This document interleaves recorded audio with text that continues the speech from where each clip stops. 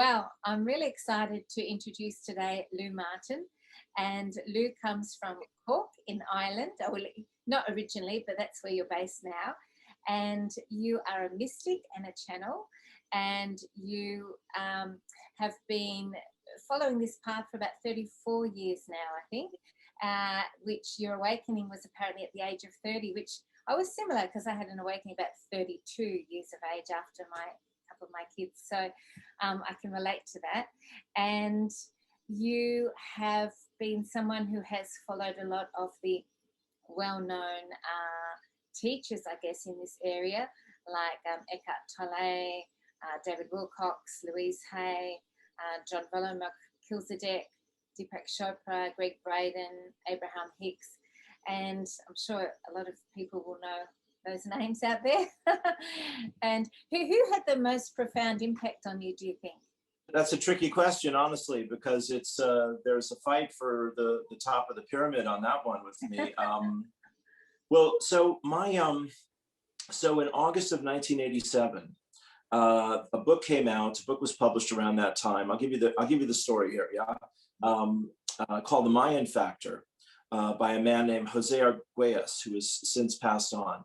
And Jose was interpreting the Mayan long count calendar, the Zolkin, and saying that August of 1987 was what he called the harmonic convergence, which was a time of spiritual reawakening for the planet. And at the time, I was working in a spiritual and general bookshop in Santa Monica called the Phoenix Bookstore. And I was reading all of these things. And honestly, my journey began even a bit earlier than that. My father died when I was 17. He was actually murdered. So the summer before my senior year in high school, that happened, the Hamlet phase. And so after about 13 years of searching for answers, that's when this summer rolled around, and I was reading all these things about near-death experiences and Ram Dass and Stephen Levine and people like this, the Dalai Lama. And a friend gave me a piece of quartz crystal and said, there's a thing called Kundalini energy, which the Hindus say rests at the base of the spine. And if you meditate with quartz crystal, you might open your Kundalini energy. So I'd never heard of this before. And I thought, okay, I'll give that a try. And I was trying meditation again at that time. I'd done a little bit when I was 16, but I'd left it. And sure enough, the first time I tried it, explosions, thunderclaps, orgasms, the whole 9 yards. This energy shot up my spine and out the top of my head. And I had this ecstatic, heart-opening oneness with the universe experience that everyone seeks on the path here. And I was in an altered state for about a week after that. And then in divine timing, I've been so blessed. In divine timing, I was invited to hear my first channel, a spirit guide named Lazaris, Lazaris, through Jack Purcell on the harmonic convergence. And I went to that, and I've never looked back since. I've been studying with them for all this time. I noticed that there's another person that you've mentioned that I think has done amazing work on the planet, and that's Patricia Cota-Robles with her Era of Peace. Yes. She talks a lot about the harmonic convergence as well. She's a wonderful inspiration, isn't she? Oh God, she is my favorite human teacher of spirit on the planet right now, and has been for the last 2 or 3 years now. She, as you follow her, she does these weekly video logs. Yeah. I don't know where I'd be without those, honestly. And I do on my Facebook page, Lou Martin, I do a live morning prayers program Monday through Thursday, from 9 to 10 a.m. In that time slot. And we've been working with her books and her videos and her prayers for the last 2 years. Wow. She has so much information that she does all the time. Yeah, she's amazing. So you've done hundreds of sessions of one-to-one channeled readings with people, with clients around the world.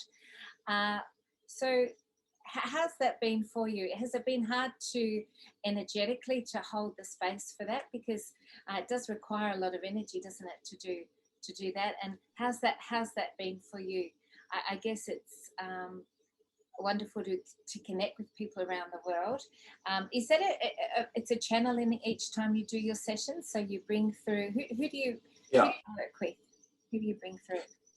Well, my higher self and the energy of my soul and spirit, and get messages from the guides and the higher self of the people I'm working with. Right. Yeah, it's funny. Everyone thinks that this is like somehow exhausting or something. It's the opposite of that. Oh, okay. Oh yeah, it's complete. It's like living in Ireland and the clouds break through and there's a sunny day. You know, your spirits are immediately lifted. Yes. And that really is the way of spirit. It always, and of service. You know, you always receive more than you give, and it's always better than you imagine possible, because our lovely, you know, little human minds and egos and bodies and all that, you know, Lazaris calls us the masters of limitation, I think, at some point. And you know, and this is the call to all of us, like yourself and myself and others who would, you know, tune into a talk like this, is how can I transcend the illusions of separation between myself and God, Goddess, all that is, higher self, soul, and spirit, you know? And of course, you know, it's about love. It's always, always, always about love. And it's always about, as my guides say, feeling safe, loved, and supported enough to listen to, trust, and follow your loving inner guidance. And the key for me and for everyone I work with, and focus of our time together, is always hopefully inspiring and empowering people to trust ourselves more, as I'm saying here. And the way we do that is by finding a deeper connection to peace. The message is to go into peace as often and as deeply as possible, because peace is the presence of infinite possibilities. And when we can attain, sustain, and maintain our peace, then the energies begin to shift, and spirit can connect with us. So have you found holding and retaining that sense of peace more challenged through this last year since everything began? No, not at all. What are you referring to? Life is a dream. I thought I knew how you'd answer that one. I thought I'd throw it out there. You set that up quite nicely, my friend. You see, that was lovely. We're working beautifully here. Well, yeah, darling. Of course, it's been everyone's been driven to their knees, myself included. Yeah. You know,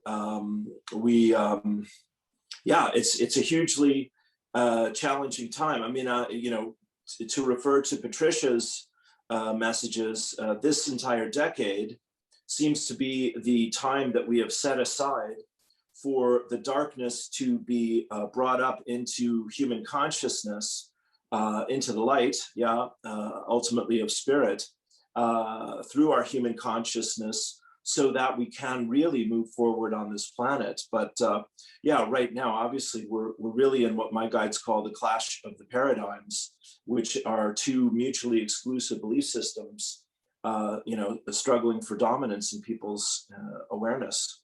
Yes.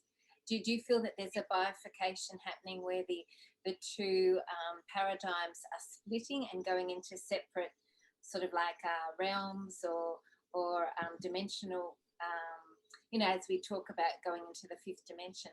What are your thoughts on that? Yeah, well, I'm as curious as anyone. I'm here to tell you, I haven't been there and come back, and you know, I'm still peeking over the fence, trying to figure out what the neighbor, you know, in the fifth dimension. But yes, I think you're saying it very beautifully.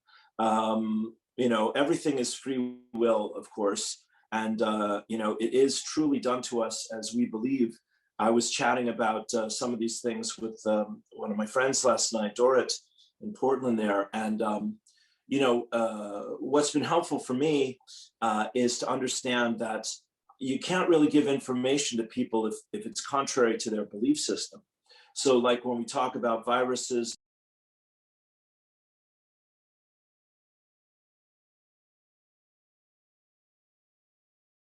and lockdowns and all these sorts of topics that we're getting to cope with right now, and civil liberties and all the rest of it, censorship on the platforms, etc. You know, these are very controversial ideas. You know, clearly there is a real battle now between fear and truth. You know, is the simplest way I can say it. And of course, the hard part is when people are afraid, when I'm afraid, when you're afraid, it's much easier to talk ourselves into things that, again, in a state of peace or calm or happiness or joy, we would never believe for a moment. So, you know, for whatever reason, yeah, there is quite a push using the excuse of this, you know, oh so deadly, terrible virus, you know, that is, the mortality rate today is still, the average age is still 80 years of age, and the survival rate is still in the 90 percentile.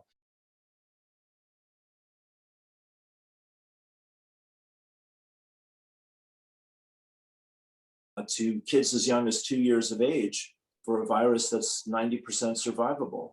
It beggars belief. Yes, it really does. So in the midst of all that, we have to be very strong and very centered in the truth and trust our inner guidance, I'd say. Yes, yes, absolutely. I have, well, I don't like to say concern, but I have wanted to speak to you about children and the youth of today. Yes. And how they deal with it, because you know that age, you know, when you're young and when you're in your early teenage years and things, you're just finding yourself. It's that process of exploration and unfolding, and it's a sort of like a very vulnerable, fragile sort of space in some ways. And to go Sure. through this whole process while you're going through that as well, and your own sense of self is forming, it would be yes, it would be very, very, I think, you know, challenging. And I know at a higher level, metaphysically, they've chosen this moment to be the age they are. You know, our souls choose that. But what words can you offer about that? And potentially maybe we can also discuss how we can help support young people through this process. Brilliant, brilliant. Well, you're obviously a mom. Yes, yes, but my children are older now. Okay, okay. Yeah. How old are your kids now? Well, my youngest is 19, so. Okay, yeah. Okay. Yes. All right, well, yeah, I mean, parents, I have to preface this, you know, and I've not had a family in that way that you have, so I would defer to you, quite honestly, about this topic, my friend. But, you know, I'd love to hear what you have to say about it. You know, what is your sense about how to help the kids? Well, I think that technology is quite a nefarious thing at this point. You know, there's these very violent video games, and then there's the, you know, the radiation aspect of phones. And then, you know, people have talked about the dark has basically set up this system so that the phones are working against the ascension of the children, because they're with the brain patterning and things that comes from the phone. So, you know, there's a lot of information about that going on. And I think limiting the time that children are on mobile phones and certainly very closely monitoring, you know, their activity online, not going, obviously, doing these video games, which can, again, create addictions and that patterning in the brain that is hard to, I think, guide for young people when their brains are forming. And I think things like, you know, in our day when we were younger, we used to play in nature a lot and be outside a lot. And so encouraging all those things is so important. Sure, sure. Yes. No, I'm just agreeing with you. I had the pleasure of growing up in forests and crossing streams, and yeah, lots of time in nature. Yes, yes. And also with all the fear-based information and the censorship and the lack of any sort of balanced way of looking at what's happening in the world now through mainstream media, it's very hard for children to not be exposed to, you know, all that fear-based energy. So Yeah. how would you encourage children to or parents to work with that? Sure, sure. Well, you're saying it beautifully, my friend, and you're touching, I think, on what are most of the challenges. One of the people I follow about as we say, is this chap Del Bigtree, and he just did an interview yesterday with a father who has a 17-year-old son, I'd say, who is autistic. And he's not spoken, the son, since he got injured and the autism manifested. And the exciting thing, and to come back to your question here, is they've discovered a technique where he can now speak to his family for the first time. It has it's of course there's a computer involved, but it has to do with pointing at letters, and he can spell out words. And so, kids who have not spoken to their parents for decades are now starting to be able to communicate what their experience is like being autistic, And I think this is divine timing in terms of these other huge challenges that the world is suddenly facing, especially parents of kids. And I think the greatest challenge for any of us, especially a parent of a child, is to try to understand what the other person is feeling, and or believing or perceiving, as we're saying here. So there's hope on the horizon about that. What Spirit tells me is that, and this, I saw Marianne Williamson, another one of my heroes, say this recently, that after the Black Plague of the Middle Ages, we had the Renaissance, and so this is what we're getting ready for. But like we're saying here, we have to be very self-aware, parents and children. We have to pay attention to these influences that are coming into our lives. I'm a student of mainstream media and politics in America, and in Europe here, and the UK, etc. And you do see after a while that we're being lied to with great skill, and so are the children being manipulated with great skill. So the agenda seems to be to keep us in fear, and to keep us angry, and to keep dividing and fomenting, rage and hatred and blame and these kinds of energies. And I guess it's, it is going to have to run its course on one level. So to come back to the kids, this is why I was sharing with you this interview with Hannah Lee, the 12-year-old. That was amazing. It was amazing. She was. Tell the people about the interview. Yes, I will. So. Sure. So Lou shared with me an interview about this girl called Hannah Leah, and she's 12 years old, and she's traveled with her parents around and lived in about 70 countries, I think it was. And she is so articulate, and she decided that her creative passion, because she described herself as being very creative, was to be a fashion designer. So she was she began that, and she became very successful, and she was offered a $30 million contract with some corporation, and she found that the offer was unacceptable because they were not ethically aligned to her vision of what she's wanting to create in the world. So she knocked it back. And that was impressive. And yes, what I loved was you know, the way that her parents chose to basically reject the system that has been fed to them under great duress, because they got a lot of, you know, flack from a lot of people when they did this. But when they had a, you know, baby daughter, they chose to just start traveling and experiencing the world. And this was the result, which was this incredibly evolved, articulate, balanced, happy, creative child who's doing these amazing things in the world. And her knowledge on things like she talked about how each t-shirt creates an enormous amount of waste in terms of water. And she went into her father's wardrobe and she picked out all his t-shirts, and she calculated how much water was wasted through him purchasing, or, you know, that many number of t-shirts. So amazing interview. Yeah, I'll put the link below, actually. I'll put the link below for this interview. Sure, wonderful. Yeah, I mean, that was divine timing too, that you and I just decided to chat today, and I happened to see this yesterday, and I'm like, well, okay, there we go.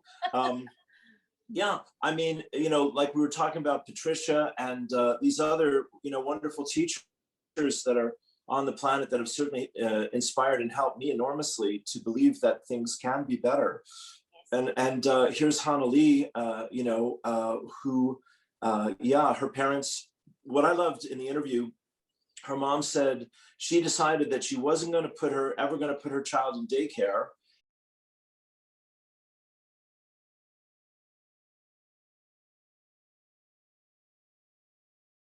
Those were her two decisions that she made around her child's health and education. And so, yeah, because they, the economic collapse of 2008, they'd invested in real estate, they lost everything, so they had to start over. So they decided, well, why don't we just learn about this internet thing and do a business through that? So yeah, they've traveled the whole world, and this little girl has seen the whole world. And you know, to me, this is the future. This is, you know, values, balancing with the environment, respect for human life and human dignity and all cultures, and you know, creating good in the world and not doing any harm. And that's the new paradigm, and I'm sure that's what life in the glorious fifth dimension would be about. Because I think of Dolores Cannon's quote where she says, it's very simple. There's two things in the fifth dimension that don't exist, that exist here, that don't exist there: fear and karma. So this is the decade where we get to face and forgive and heal and release our fears and our karma. Yes. And the little ones like Hannah Lee, you know, who's obviously a blazingly white hot soul, come down to give us some help, you know, along with their lovely family. The Unstoppable Family, that's the name of their book, by the way. You know, they're showing us what's possible. So yeah, it's brilliant to be inspired by all of this. So, you know, we're talking about, a minute ago, we're talking about technology and video games, all this, you know, low. And then we're over here now talking about traveling the world and healing the planet and making lots of money, doing good for people, and everyone wearing beautiful clothing, and you know, swimming with the dolphins, and just, wow, it's great over here. Yeah, you do that. Yeah, we have lots of dolphins here. That's great. I'll definitely have to come for a visit. That's wonderful. Oh, you'll love it. These are the choices, is all I'm saying. These are the choices. What do we focus on? What do we believe? And what are we more interested in? You see. Exactly. And I think that's the other thing, isn't it? It's putting your focus on what you want to create. I mean, there's plenty of obviously negative things that we can focus on, and I guess it's good to be aware of what's going on, but predominantly putting your focus on what you want to create, because it is your consciousness that is co-creating that reality through your focus. And so yes, to put your focus on the world that you want to be in, and as though it's already happening now. And on that note, do you think that, do you feel it's a fait accompli that the light they've already won, and it's just a matter of time? And do you think it will be long before we're able to see the results of that? Well, darling, you're just a pleasure to talk to. You're extremely, you're really on the case there, my friend. You know, these are the deep Zen koans of you know, ascension that you're directing our attention to here today. I mean, the simple answer is yes, I do believe that. The more subtle answer is how do we embody that? How do we express that? How do we embrace that? Like, just that you and I are having this conversation here, and others are going to listen to it and get what they get and share it with their friends and family and whatnot. You know, this is a little beam of light from our hearts to everyone, and I'm sending it to you, you're sending it to me, we're building it together, we're co-creating it together. Your partner found me, he sent me to you. You know, it all bounces around, and it does its magic. The great challenge is, like we're saying, to deal with the contrast, the darkness, to be, as my guide say, discerning and discriminating, and to detach from the darkness, to be aware of it, but to not get overwhelmed by it or lost by it or triggered by it. It's work, as we all know, because that's happening every day. Yeah. And then to come back to that place of peace and joy and happiness and love and freedom and abundance and health. And as you said, you know, own it, really know that this is my truth. So, you know, our friend Abraham says it's basically, you just got to be 51% of the time in your vibration, in that positive expectation, and the universe will co-create it with you and through you. Perfect. Well said. Well, on that note, I was wondering if you would like to maybe do a channeling, because I just love your work with Michael Moore through your channeling, and so it would be such an honor to participate in that. Or Sure. You're meaning it's Kevin Moore, sweetheart. Michael Moore is another chap. Oh, sorry, Kevin Moore. That's all right. I'm a fan of both of them, actually. You know, Michael Moore is the guy who did Bowling for Columbine. Oh, yeah, that's it. And yeah. The funny thing is, my birth name is Moore, so you would have got that right. Is it? Yes. Okay. Wasn't aware of that. Yeah. There we go. Get out of the sunshine. Great. Okay. Well, let's see what wants to happen here. So, thanks. Thank you so much for this opportunity. It's a pleasure to get to know you. You're a bright, beautiful light. Let's close our eyes and turn within and take a deep breath.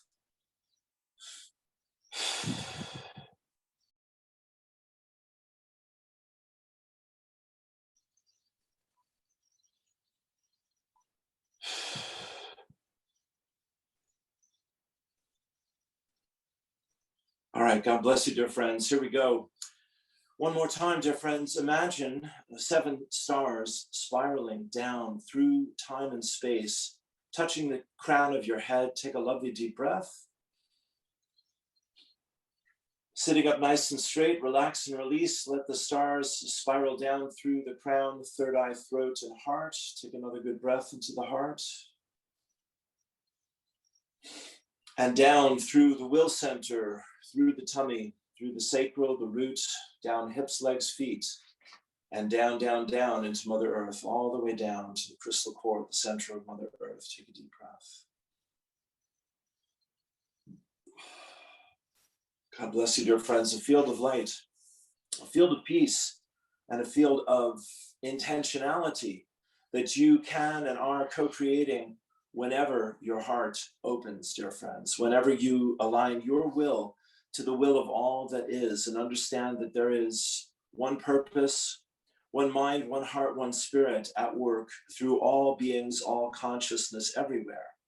As you humble yourself and open yourself and trust yourself to want what you want, to be the visionary, and to see a world of peace and abundance, of health and harmony, of joy, happiness, of creativity, of inspiration, of love, light, and laughter, dear friends. So you are drawing those angels to your life that are designed, created by the great creator of all that is, to work with you and through you, dear friends, to bring the resources and relationships, the synchronicities, the whispers dear friends, that are in divine alignment with that world which you are seeking to embrace and to embody. Take a deep breath. And so from this place of beauty and peace and wonder, dear friends, let your next year of your life, dear friends, let the next year of your life from May of 2021 to May of 2022, dear friends, let that next 12 months unfold in your mind's eye and your imagination. Just set that intention, dear friends, and take a deep breath. And let the angels of co-creation of your dreams and desires step forth into this time and space with you. And let them begin to stir your heart and your imagination, and let them begin to co-create a new dream with you that unfolds over these next 12 months, that allows and invites and welcomes happiness, joy, and freedom, dear friends, for you, your loved ones, and the world. And take a deep breath.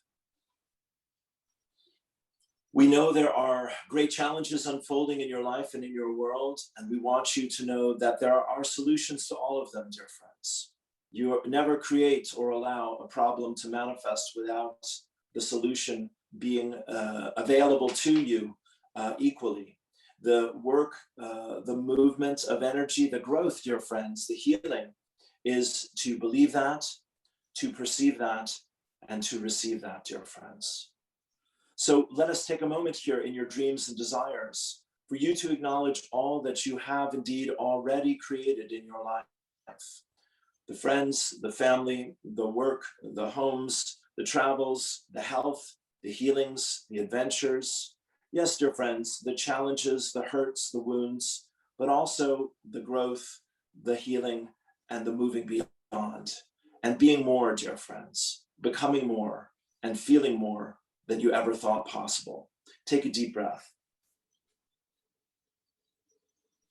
And so, dear friends, let the angels of the highest future surround and support you now. Higher self, soul, and spirit surround and support you. And the beings of light, of love and light, dear friends, surround and support you.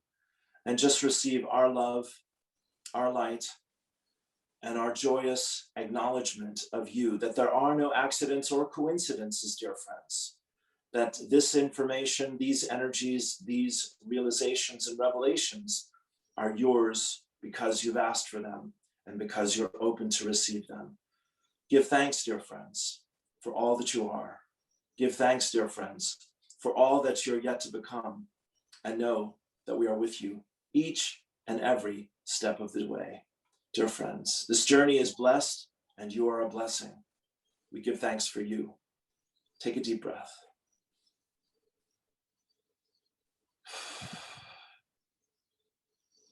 We let it be, and so it is, dear friends. Namaste.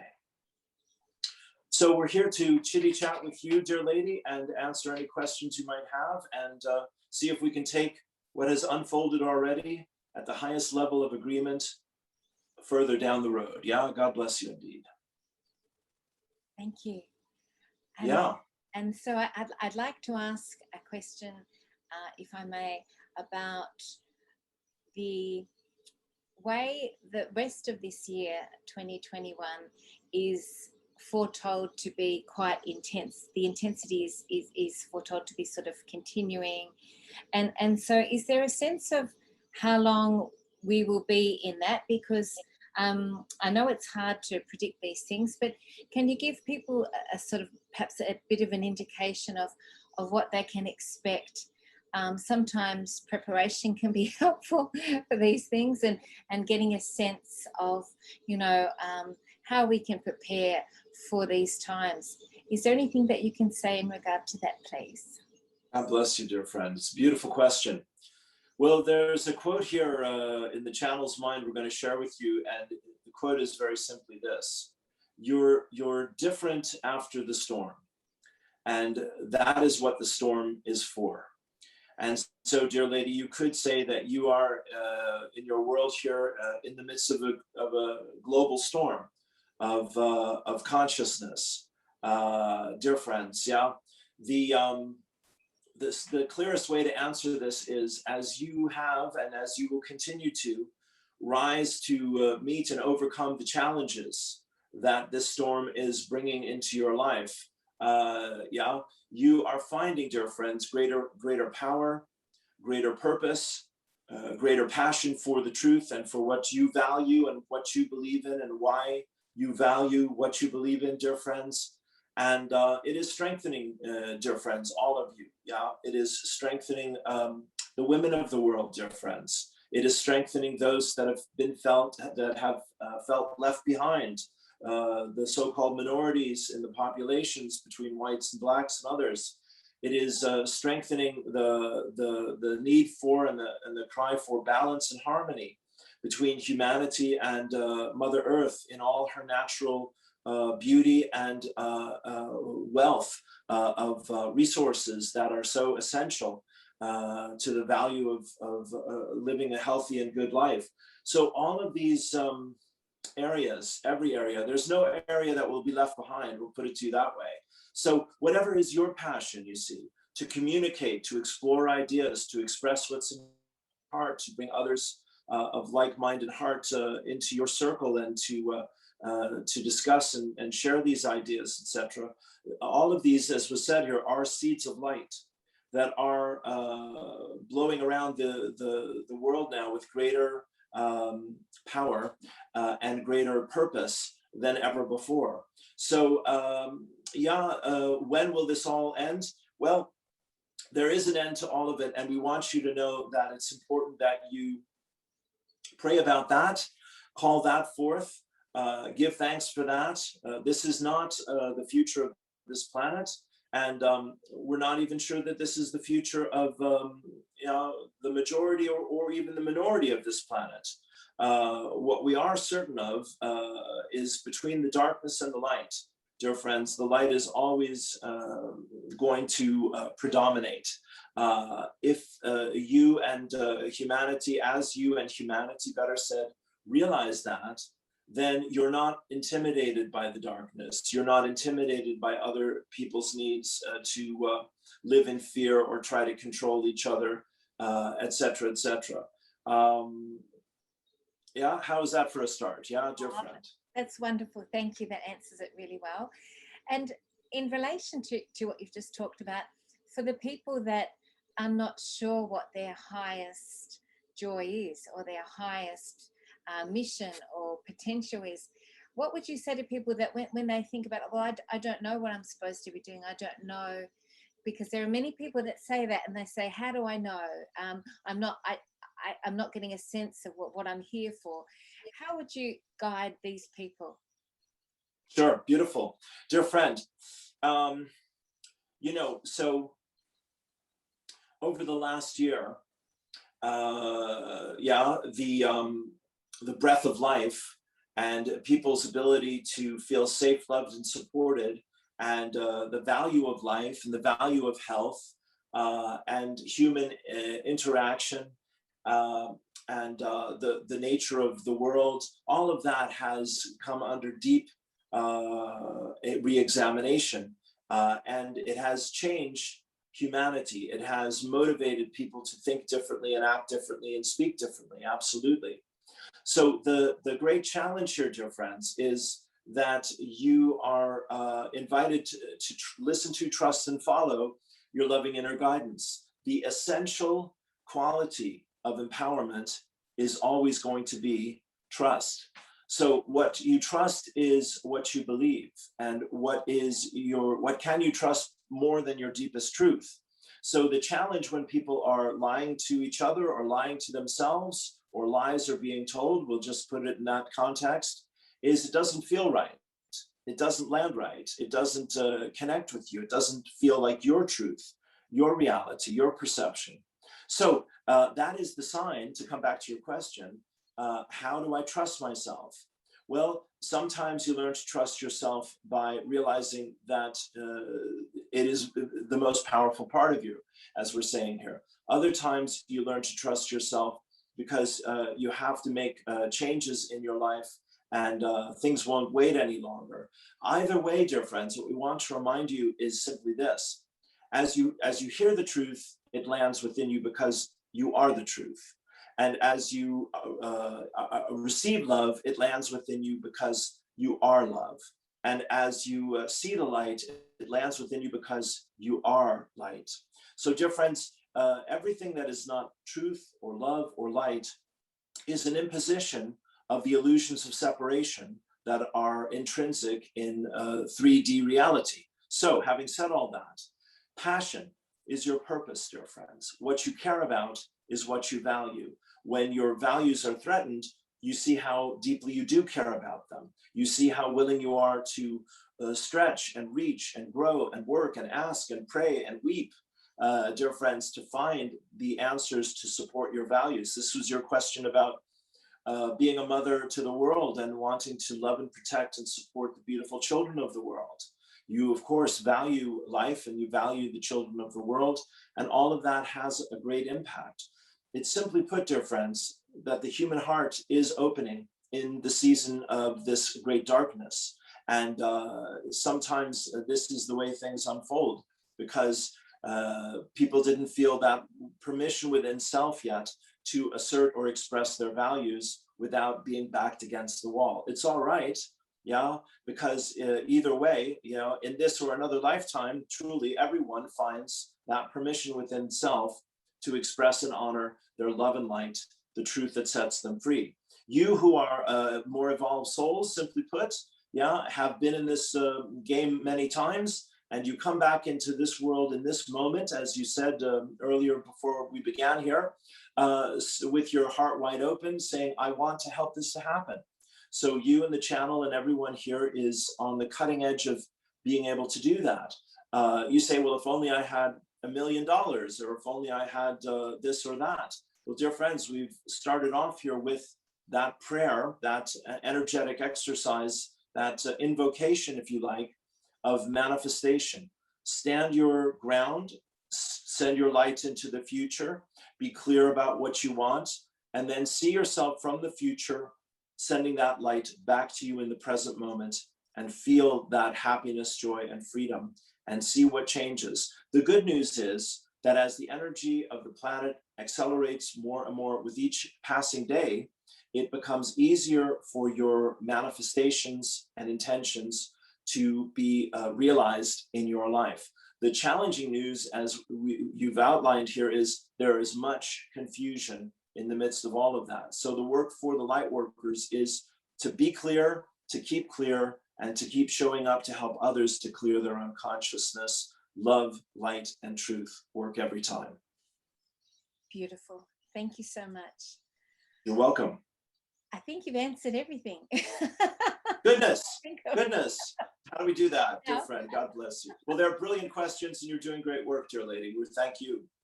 Oh, thank you so much. I'm very, very honored and blessed and grateful. Thank you so much for your... You're very welcome. Precious time. You're very welcome. Thank you, dear friend. So we'll leave then with asking you to close your eyes, turn within, take a deep breath. Dear friends, life is an adventure. And the brave ones that are listening to this message here and now are called in the very depth of your souls to rise to the challenges of this time and to shine your light and share your love, to step out from the shadows, dear friends, to be known and to be heard and to be felt by others who have lost their connection to Source, their way, their clarity, dear friends. It's not a problem, because Source waits for moments such as this, when the human heart opens and the mind is available again. Dear friends, above and below, left and right, before, behind, within and all around, you are in a field of light. Whenever you call forth that love and light of all that is, we stand there with you, ready for what is next. Dear friends, we love you so. Peace and blessings. Namaste.